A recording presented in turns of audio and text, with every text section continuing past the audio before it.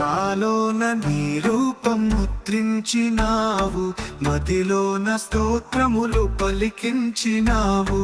నా తోడుగా, నా నీడగా, నా అండగా ఉన్నావు.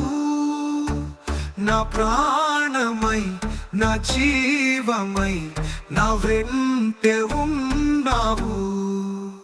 విశ్వ సృష్టికి అధిపతి నా యేసే నా కాపరి, సర్వశక్తికి అధిపతి నా యేసే నా ఊపిరి. విశ్వ సృష్టికి అధిపతి నా యేసే నా కాపరి, సర్వశక్తికి అధిపతి నా యేసే నా ఊపిరి.